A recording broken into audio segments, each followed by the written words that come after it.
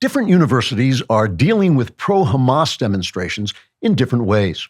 At Chicago's Northwestern University, the administration negotiated a deal with the protesters.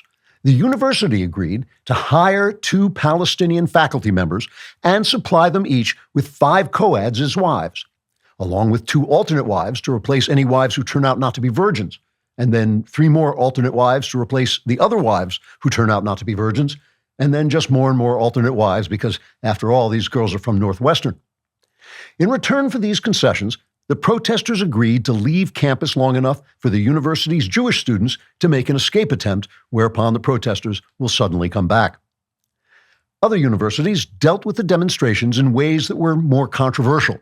For instance, at the University of Florida, the administration called in the police to spray the protesters with tear gas and then mow them down with machine gun bullets, which many felt was a flagrant waste of tear gas. At Columbia University in New York, school president Manoush Shafiq hit on a hybrid method of de-escalation after protesters occupied a building and refused to leave until Israel stopped the genocide so Hamas could murder all the Jews.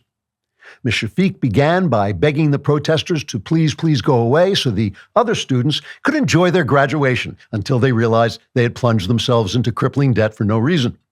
When that didn't work, Ms. Shafiq threatened the protesters with suspension, then asked them to please forgive her for threatening them with suspension, then said she would never call in the police, then called in the police, then regretted calling in the police, then attempted to make amends by offering an all-expenses-paid fact-finding trip to Gaza, but only to Queers for Palestine, since that would save money on return trip tickets.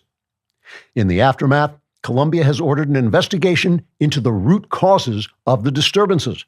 The investigation will be led by Columbia professor Mufasa Intifada Jihad, who teaches a course on decolonization in which students are taught how to video themselves committing rape and murder, then how to brag about committing rape and murder, then how to declare they never committed rape and murder, but if they had, it would have been justified because, hey, that's decolonization.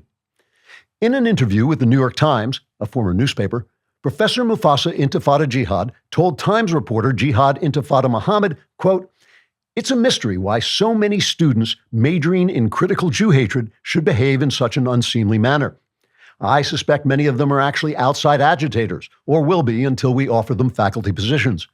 Then they can join me in investigating why these protests were handled so badly that many Jewish students were allowed to get out alive." Unquote. The protests are also causing headaches for the White House. President and venal houseplant Joe Biden reacted to the unrest by issuing a strong statement to the woman assigned to help him walk without falling over. The statement reads, quote, "Throughout my life, I have always upheld those moral principles that would keep the money rolling in from the family influence peddling business. And today, I stand firmly against anti-Semitism, unless that's all right now, in which case I'm for it. I condemn Hamas for wanting to commit genocide on the Jews, and I condemn the Jews for fighting back, which is also genocide, if that word means something entirely different than it used to mean back in the days when words meant things. In conclusion, I will be sending Vice President Kamala Harris to New York because I just can't stand that cackling laugh of hers for even another minute.